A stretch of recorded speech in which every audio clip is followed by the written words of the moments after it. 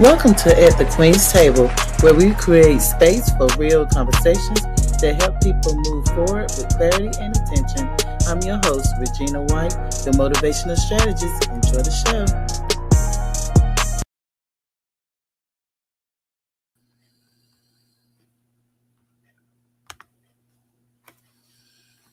Hello, everybody. This is Regina White, your motivational strategist in the house. Thank you so much for tuning into the Queen at the Queen's Table podcast. I do have a special guest today.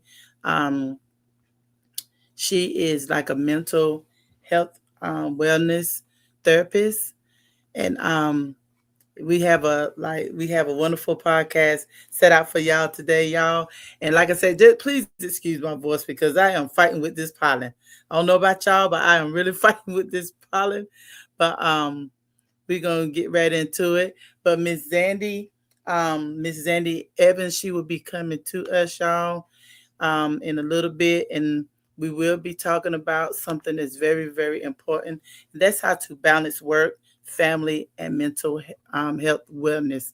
Because we all know we all go through a whole lot of stuff, and I'm gonna tell you right now, whenever you start going through a lot of things, you try to wonder, okay, I have a family, I have work, and I also have to know how to balance everything mentally. So that's what she's gonna talk to us about, and right here in a few minutes, we will be bringing her on, and we hope y'all enjoy the show.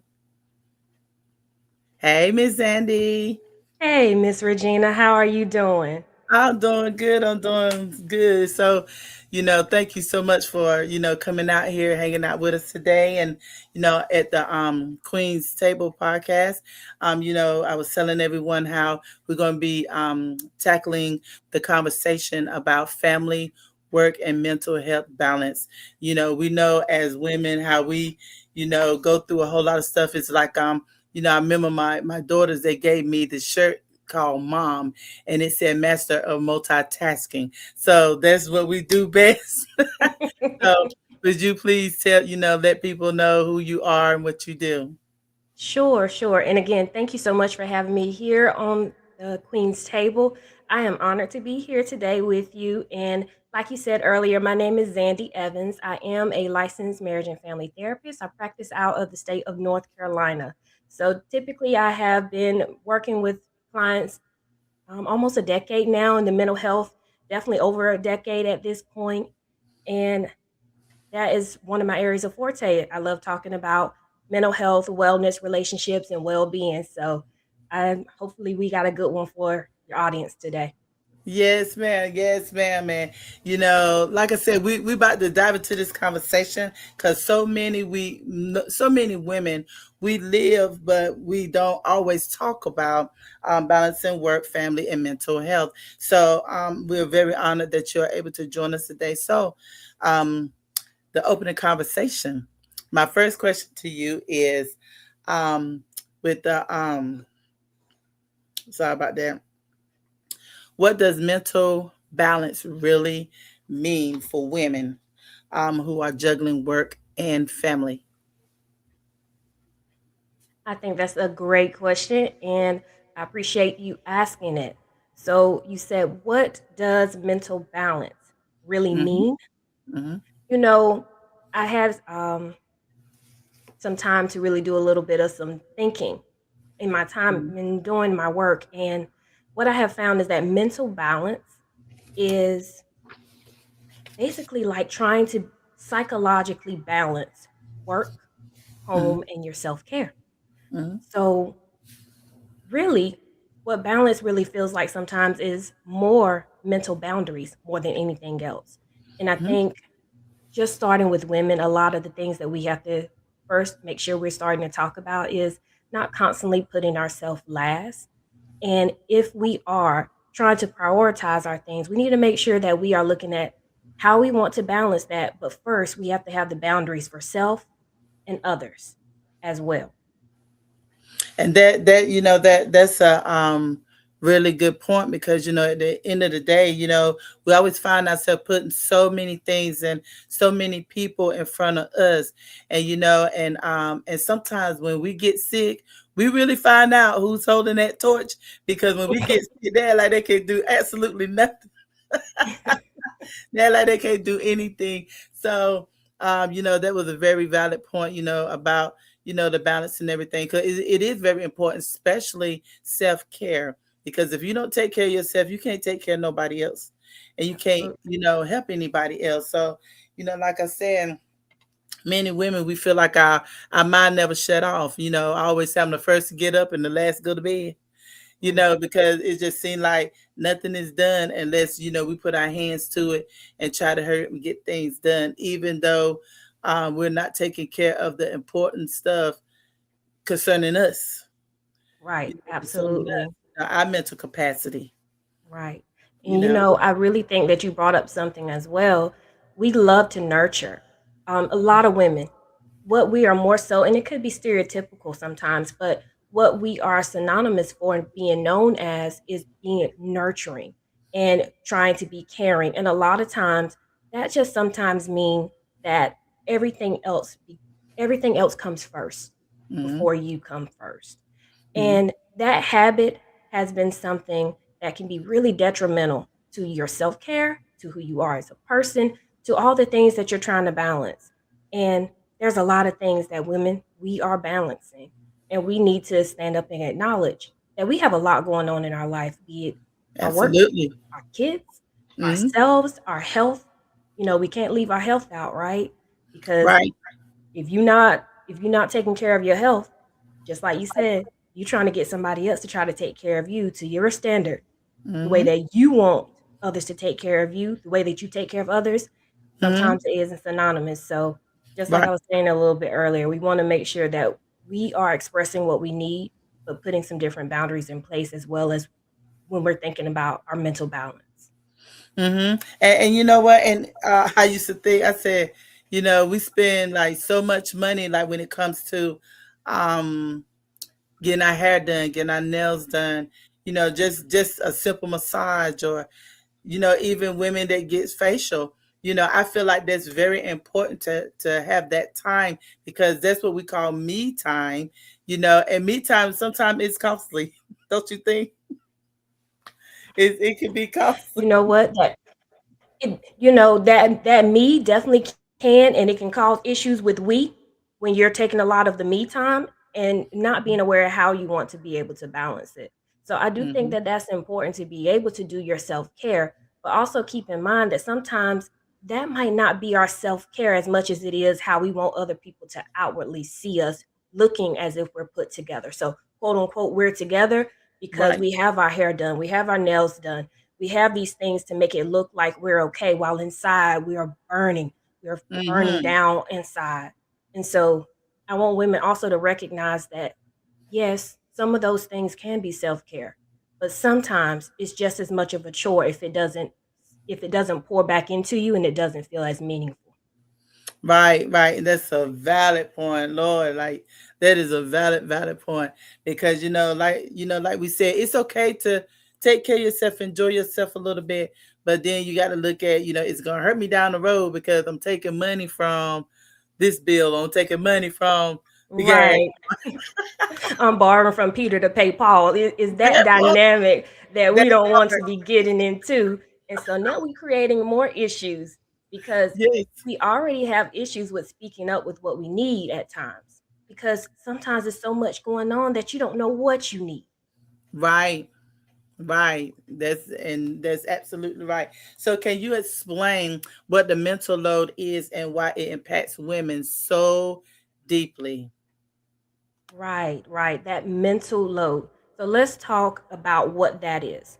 So mental load is pretty self-explanatory. It's almost as if you have another load of something that you need to consider, which is your mental health, your well-being, how you are interpersonally with others, meaning that dynamic and that social connection that you have with other people. Mhm. So, say for example, if you are mentally exhausted, right? Then you may not feel wanting to be around, you may not feel like you want to be around other people. Mhm. You may not feel like you want to take care of yourself, to do the small things.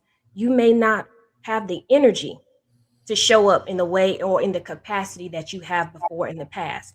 And so Right. when you have a mental load that you are bearing and bearing alone, keep in mind when we're talking mental load, it's the implication that you are holding these things on your own.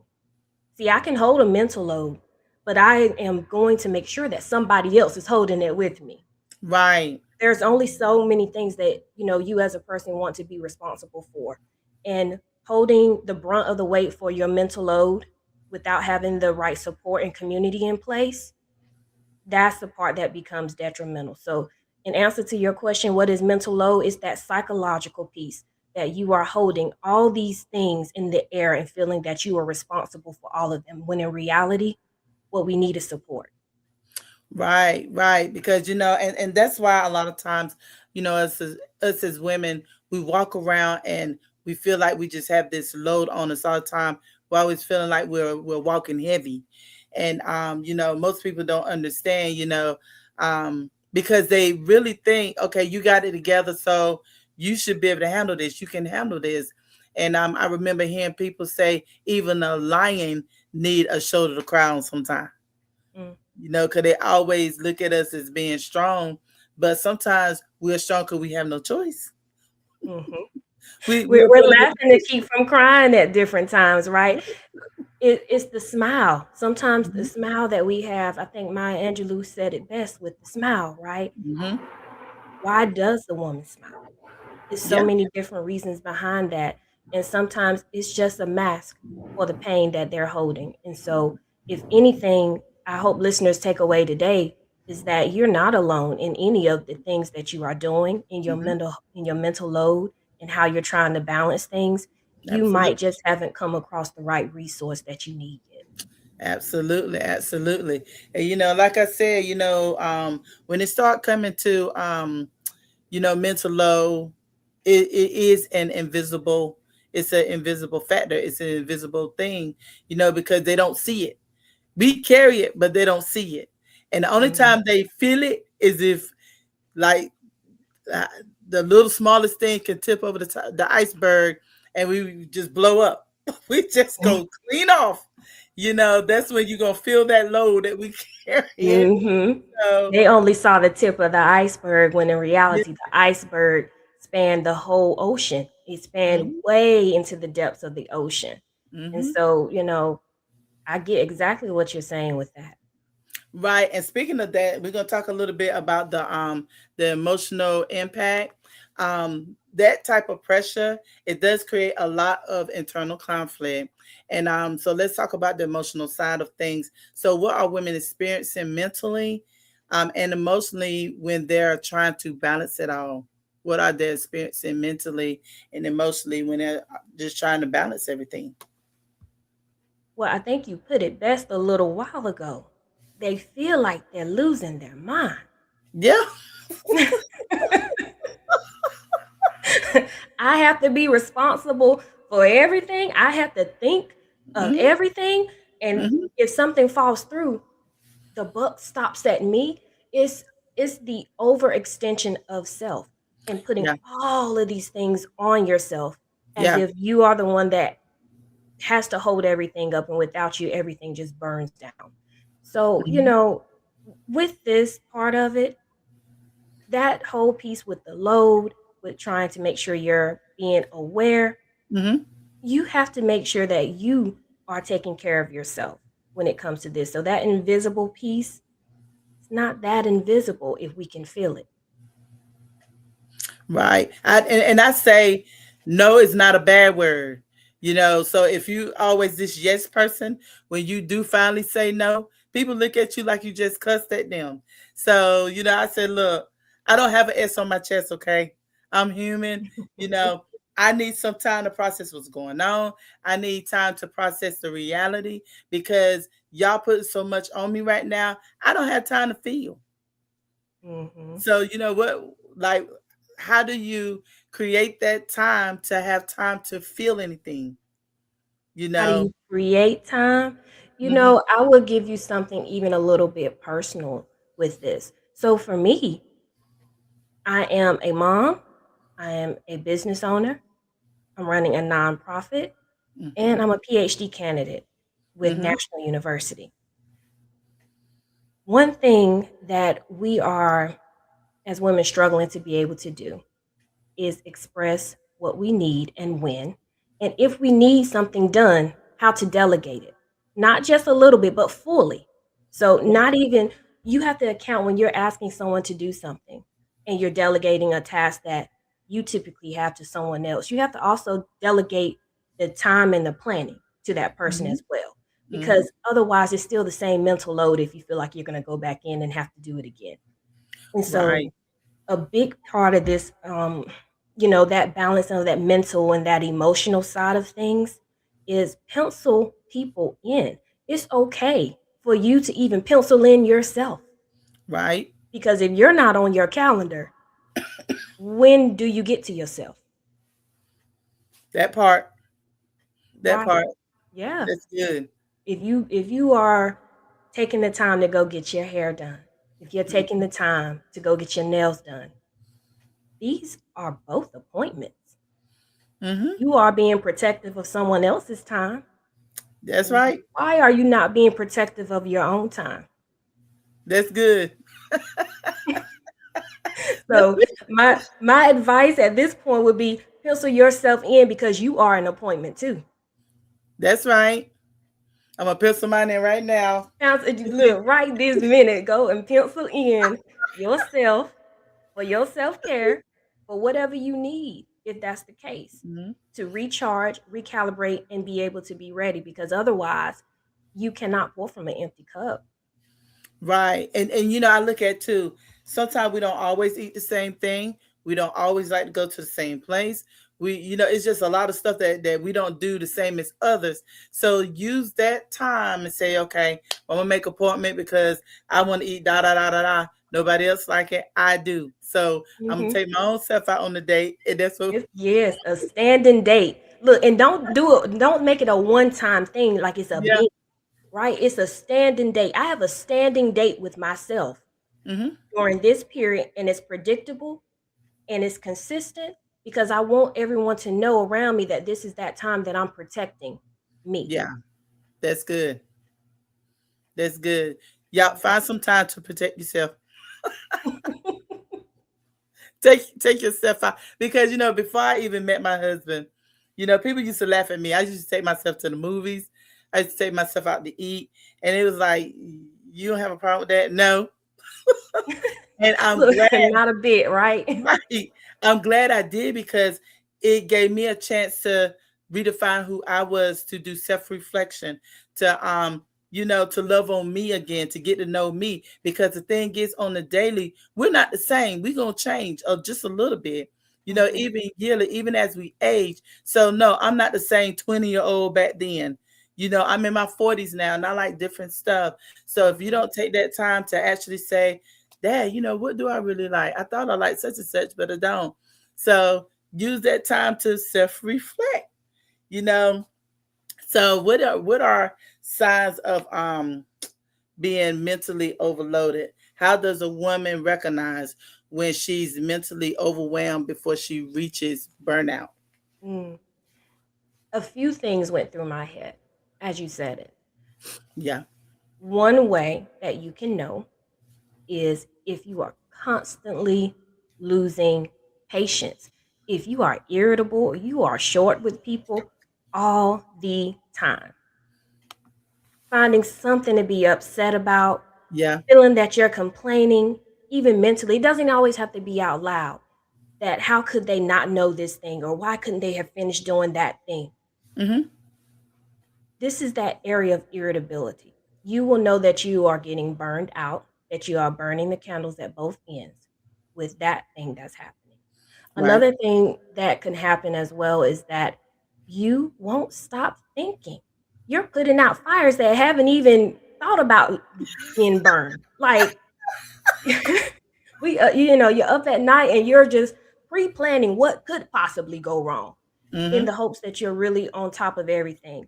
And so it's the constant overthinking or the ruminating on things that could have been done better, or done in a different way. It's the thoughts of feeling like you're not as successful as you need to be, that you have possibly failed at something or that you could fail. Yeah. It's that numbing out, because this is one of the other things that I think happen as well, where people don't realize they're burned out, but they actually get super, super numb. So Mm. it's like nothing phases you. Um, it's like you're a shell of the person maybe that you were.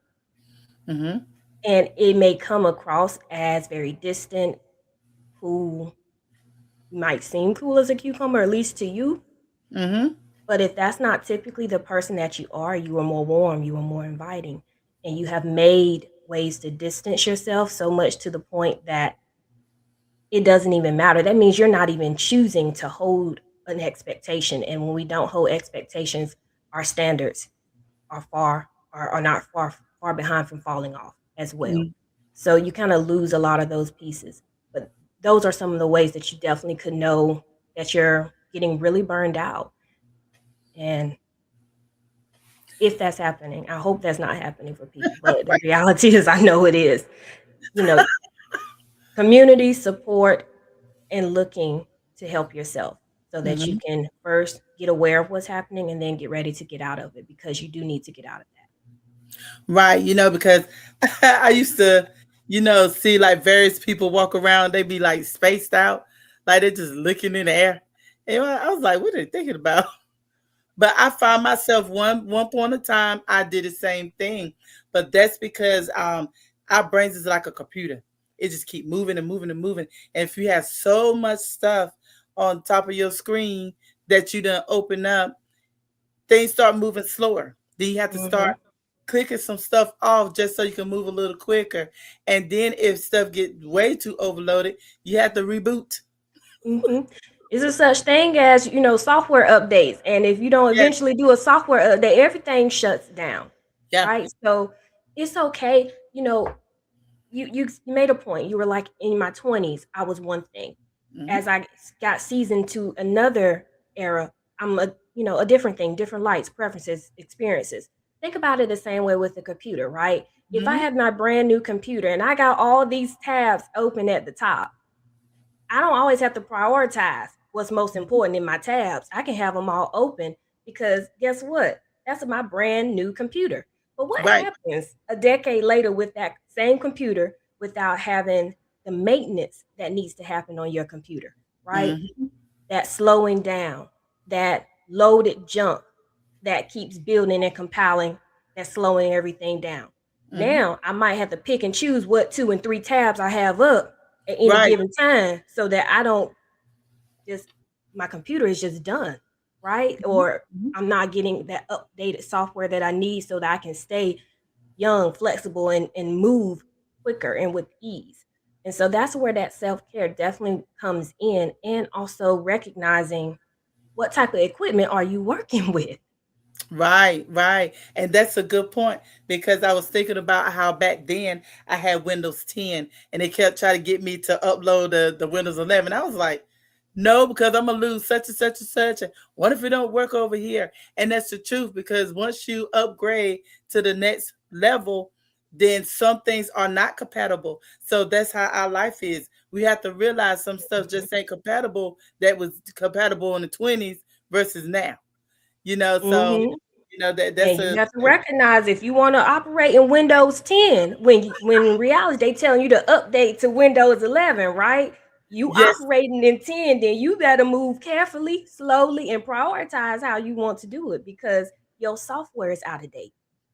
yes, yes. We walking And around and we don't know when our software is out of date. oh man, that's good. That is real good. We showed through. That's why kids be like, we don't do that no more. That mess is old. That's old. Right. Walking around it with the exterior, you got the little sticker on talking about you Windows 11. No, ma'am, no, you not. No, you still on 10. So Your operating system, it ain't what it used to be. sorry, y'all. You got just let things go and upgrade. You do. And so, that goes into every aspect of trying to Mhm. take care of yourself. It goes Yes. into what you eat, your health. Hmm. If you want to have Windows 11, when you know you operating in Windows 10, first know that you operating in 10. Get aware.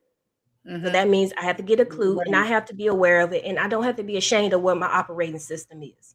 Right. No Right. judgment there, right? Get Right. aware of it first and then make the plan on what you would need in order to upgrade. Because Mm-hmm. sometimes we can't afford to upgrade right away. That's right. That's right. Affordability matters, right? We have to take the necessary and appropriate steps. So we don't Mm-hmm. have to suddenly scale like that, right? But we can take step by step things that we do in moments that we need and prioritize how we want to do that while still operating with the things that's most important to us, which is our values. It has to be in alignment with values. Absolutely. Absolutely. And I and look. with, I hope your audience was going with me. That was a visual, right? right. Right. Right. So now let's bring solutions to the room. What are some practical ways that women can begin to manage the mental load? How can they manage Ooh, this mental load? okay. So first, I need you to take inventory. So, audience, if you're listening, if you're writing, whatever the case, write it down. First, take inventory of what your mental load is. What is it? Are you working? Are you working at a job you can't stand? That's not fulfilling. Do you want to do something else? Are you in a position with a person that you don't want to be with, but you're there, Mm, mm, right? What is your mental load? Is it that you don't have enough time for yourself? Okay, well, why? List all the reasons why. Why are you not making time for yourself? Are you being a caregiver to maybe a parent, also a caregiver to a child? Do you find yourself sandwiched between those things?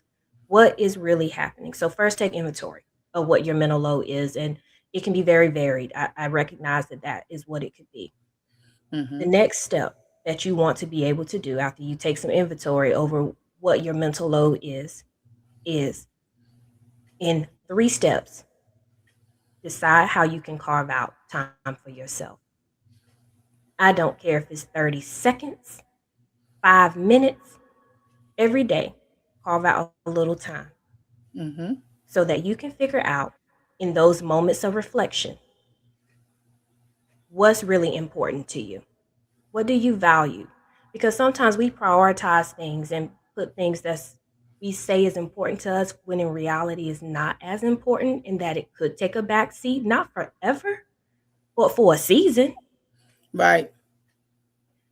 So take that inventory, figure out in those moments of reflection for yourself how you want to organize, and then make that step to do something that you value that stays in alignment.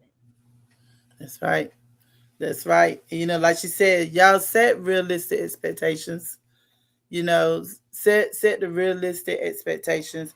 Because we always say that we want to do this and this and this and this, but we don't have the capacity. Work with what you have. Mm-hmm. Work with what you have. So with faith, healing, and alignment, I always believe that there's a spiritual component to our wellness. Um, how do you see faith or grounding practices supporting mental health? I think that they integrate so well. I think people don't always think about that, but if one thing is out of alignment, so are many things can be out of alignment. Mm-hmm. And if you are a faith going person, right, you hold spirituality within you, then that is also something that needs to be in alignment. So when I say values, that's where this largely comes in. If I am prioritizing things that it's outside of my value, if your faith, your spirituality, if it's outside of those things, then you want to make sure that you are considering how to not do that. So, one of the things that I have found, right, just faith wise, are you Right. taking time to rest? Even when we think about when God made made the earth, seven days. On the seventh day, there was Mm-hmm. rest. Rest day. We don't do that for ourselves, but we sure could self prescribe that. We could do those things in alignment Absolutely. with what we believe, what we see, what we understand, and how we feel. So, before we close, what would you actually say to women who feel like she's barely holding it all together? To the woman that feels that she's holding it all together, That she's barely holding it all together. that she's barely holding it all together. That makes a huge difference in the question, right? Yes. To the woman that feels that she is barely holding it together. Hold on, sit down, get your values in order. Mhm. But know that you can get support. You can find your community, and we have it, but sometimes we overlook it. So sit back down and look at it again. Look at all the people that's in your life. Mhm. Look at the things that fill you up, give you meaning. And if you're not sure how to do that, reach out with someone to get some help, whether it's coaching, consulting, therapy, self help. I don't care how it looks. But if you are at a place Right. where you're that burned out and you don't feel like you can keep doing it, you can't go on another year with the way that you're Right. barely holding it all together. It's time to shake it up and do something different. Absolutely, absolutely. And we also here to let you, especially the listeners, know that you don't have to carry it all in silence either. Talk to somebody. Find a therapist. She is one right here. I did put her information, and everything up, so hopefully you guys were able to catch that up there. So thank you so much, Zandy, for pouring into us today. It Yeah, was a no pleasure problem. having you here. Yes, ma'am. Enjoyed it. Would you like to let them know how else they can contact you? Oh, sure. If you guys are looking to contact me to work with me as your therapist, just go to builtformentalwellness.com and then you can click to get that free 15-minute consultation. If you want to learn more about the nonprofit, feel free to go to mentalbreakthrough.org. Absolutely, absolutely. And you guys, if you felt like this is for you, even if you feel like it's for somebody else that please share this video, because like I said, our mental health is very, very important. And this is more than just a podcast. It's also a safe space. It's a healing place and a strategy space all into one. So because we pretty much we give language to the ones who's carrying anything. We give them that language, and we also give them permission to release it. So this is what at the Queen's Table is all about. And again, thank you so much for tuning in, watching us today, and we hope that you come back and visit us and really soon, Miss Zandy. Absolutely. Thank you so much for all the work that you're doing. I've had a wonderful time coming up here, and I'm loving the information that you're giving out to the people. So, thank you again for Yes. having me. Okay. And y'all, you know how I like to end with Lord, open the door, need be open. Close the door, need be closed. That the open doors be so obvious that I may walk in my purpose just for today. And until next time, y'all, see you later. Yeah.